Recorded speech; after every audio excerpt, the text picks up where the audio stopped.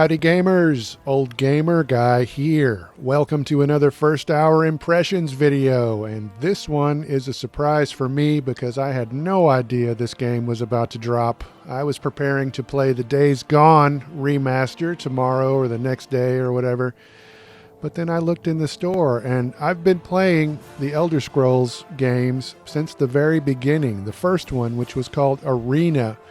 And so I had no choice whatsoever. I'm sure you can understand. I had to buy this. And so now I'm going to play for about an hour and then give you my very vague opinions. Of course, the first thing we need to do is choose our race.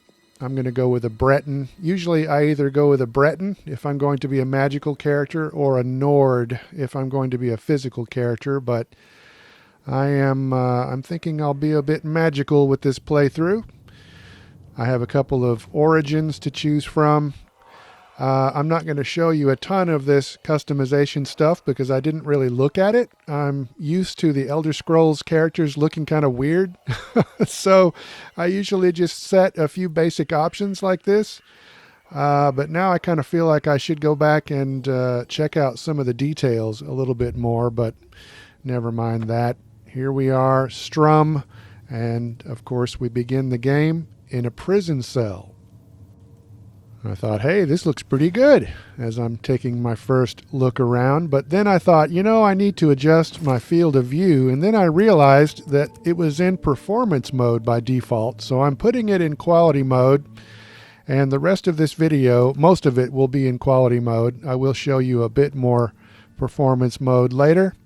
But it looks nice. I think they are targeting 30 frames per second with quality mode, but I am detecting some frame drops. Hopefully they can patch that up, but it does look very nice, I think. Pale skin, snotty expression. You're a Breton, the masters of Magica, right? Nothing but a bunch of stuck-up snobs with cheap parlor tricks. You're going to die in here, Breton. You're going to die. Hey, you hear that? The guards are coming. For you. He's kind of a jerk, but he is partially right. They were coming into my cell, but they only did that because there's a secret door here. The Emperor's sons have been attacked, and so the Emperor is trying to escape the palace. They are cutting through my cell. And I'm going to follow them. As you can see, this remaster does not fix some of the the traditionally janky Elder Scrolls animations, but this does look really nice. Stand aside, prisoner. They must be really worried about the Emperor to allow me to just follow them like this. They are attacked a few times, and then they tell me not to follow anymore. So I can't go with them, but then a wall collapses, and I get my first combat. I'm actually going to punch this rat to death.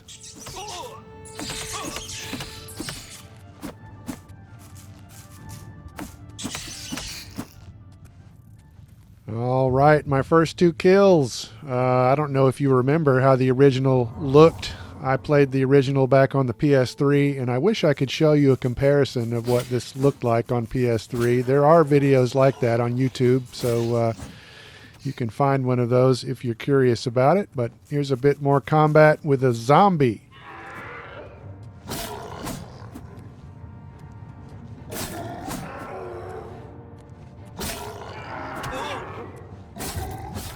I always forget how the Breton sounds when he gets hit. He doesn't sound like the manliest man. He's like, ooh! But never mind that. We've got a goblin here to sneak up on, and so I'm crouching to do that. And just look at the lighting here. The reflections off the moisture on the floor. That looks so good.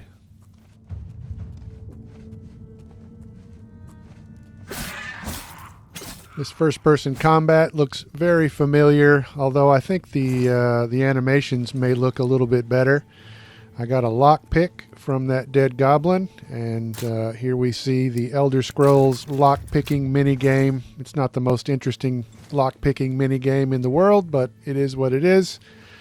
Eventually, you'll be carrying around lots and lots and lots of lockpicks, and you can pick up a lot of things, but you do get encumbered, as you're about to see once I kill this goblin witch.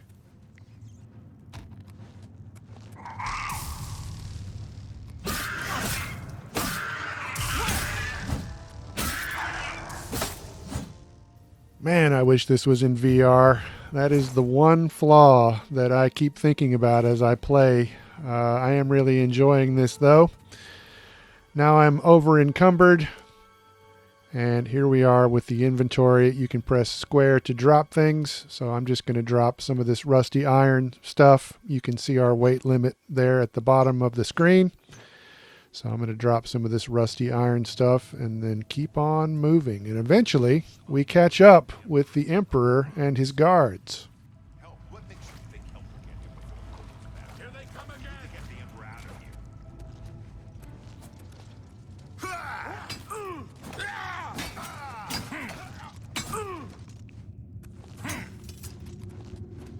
Damn it! It's that prisoner again! Kill him! He might be working with the assassins. No, he is not one of them. He can help us. He must help us. I've served the Nine all my days, and I chart my course by the cycles of the heavens. The skies are marked with numberless sparks, each a fire, and every one a sign. I know these stars well, and I wonder, which sign marked your birth? The great Sir Patrick Stewart. Unfortunately, he won't be in the game for very long, but never mind that for now. It is time to choose our birth sign. We are still creating our character. They each have a couple of attributes over there on the right. I'm going to go with the Lord, which is kind of overkill because I think Bretons already have magic resistance. The signs I read show the end of my path. My death, a necessary end, will come when it will come. Oh, you're going to outlive us all, Your Majesty. Damn it! The gate is barred from the other side. A trap! What about that side passage back there? Worth a try. Let's go. It is worth a try, but unfortunately, this will turn out to be a dead end, and we are indeed about to be attacked. This is indeed a trap, unfortunately. They're behind us. Wait here, sire. Wait here with the Emperor. Guard him with your life. Take the For the Emperor! Oh man, did you see that spin move that he did before he ran into battle? That was badass. This battle goes on and on and on, though, until you actually go talk to the Emperor. If you want to help, get back and protect the Emperor. I can go no further. You alone must stand against the Prince of Destruction and his mortal servants. He must not have the Amulet of Kings. Take the amulet, give it to Joffrey. He alone knows where to find my last son. Find him and close shut the jaws of Oblivion. Okay, but I do have one important question. Oh no. Oh dear. Stranger, you chose a bad day to take up For with the the calls of the Emperor! Sentinels. No. Talos, save us. I really can't get over how good these characters look and the facial animations when they talk. We failed. I failed. The Blades are sworn to protect the Emperor. Now he and all his heirs are dead. The amulet. Where's the Amulet of Kings? It wasn't on the Emperor's body. Strange. He saw something in you. Trusted you. Here, you'll need this key for the last door into the sewers. There are rats and goblins down there. But from what I've seen of you, I'm guessing you're an experienced archer. Am I right? I might have a bow in my inventory, but I know I have not held it or tried to shoot it. Despite that, though, for some reason he thinks I'm an archer, but never mind that. It's time to choose our class. Usually I go with a scout or something like that, but this time I'm going to go with a bard. I play guitar in real life, but I realized that I have never played a bard in an Elder Scrolls game, so this will be a first. Really? I would never have guessed. Still, I don't think you'll have any trouble with rats and goblins. Every gamer knows that when you're playing a fantasy RPG, it's only a matter of time before you go into the sewers, and in fact, any video game has a decent chance of taking you into the sewers, but that is where we are heading right now. We get a quick fade to black, sort of a loading screen. I'm not sure if that's even technically a loading screen, but these are some nice looking sewers, I have to say. It's not the most impressive water I've ever seen, but this does look leaps and bounds better than it used to. Here's another goblin to sneak up on.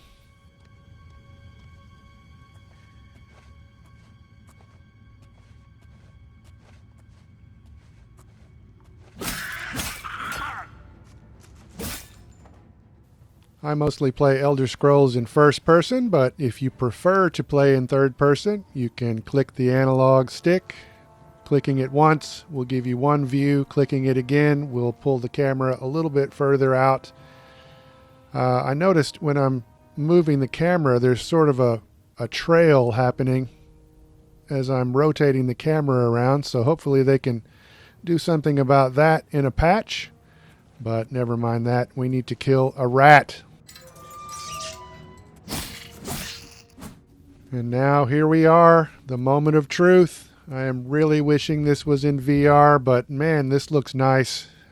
We get one more chance to change a few things about our character, and then we get a short loading screen, and then we step out into the world.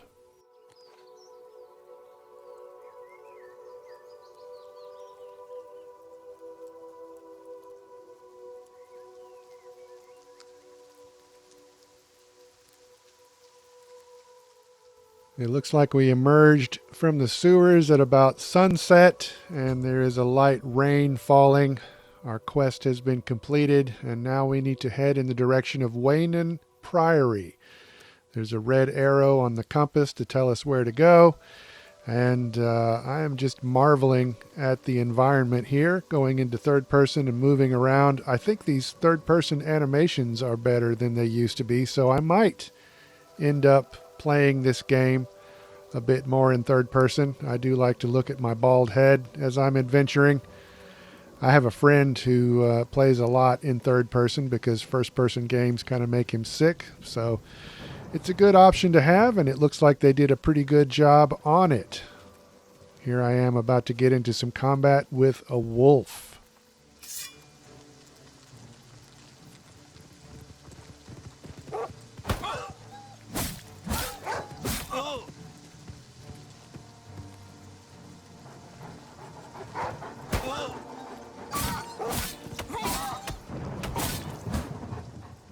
So, like I said, my main quest right now is to get to Waynon Priory with the Amulet of Kings, but this is the type of game where you can ignore the main quest. There's just so much other stuff to do. You can wander around aimlessly and never do the main quest and have a great time doing it.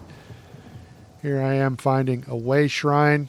When I activate it, this will give me a couple of buffs down there in the lower left-hand corner. I can't remember how long these last. It's like half a day or maybe a full day. But yeah, look at this. Look at this scenery here. I'm going to go back into third person and move around a little bit, but I'm just marveling at the world here.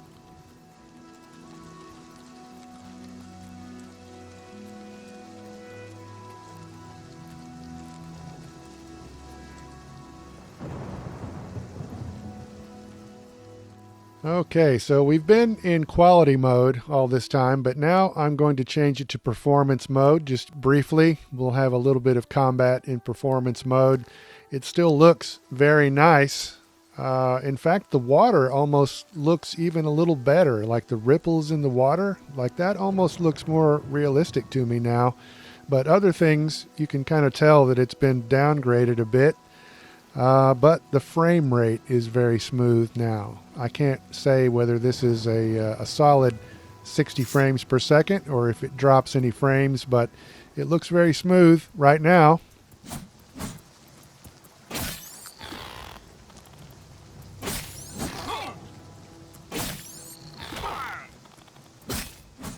Ah, yes, my nemesis, the mud crab. They're delicious, you know.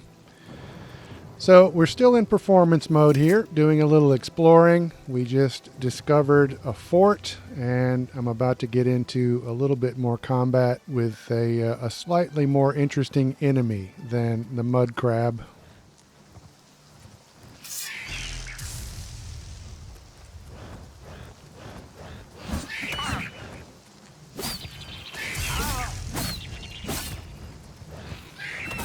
That's your basic imp slap right there.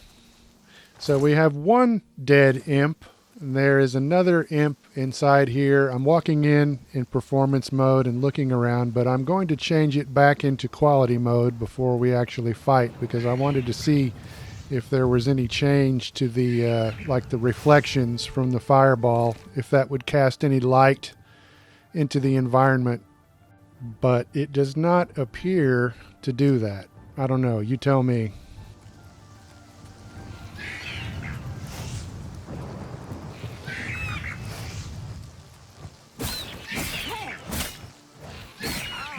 Yeah, I think the game does look substantially better in quality mode, which is unsurprising, but I don't think that fireball was casting any light, which is kind of disappointing, but I am mostly impressed with this, and I'm having a great time with it, other than thinking, God, I wish this was in VR.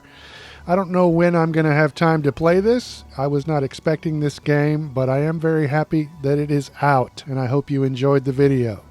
For now, as always, thanks very much for watching.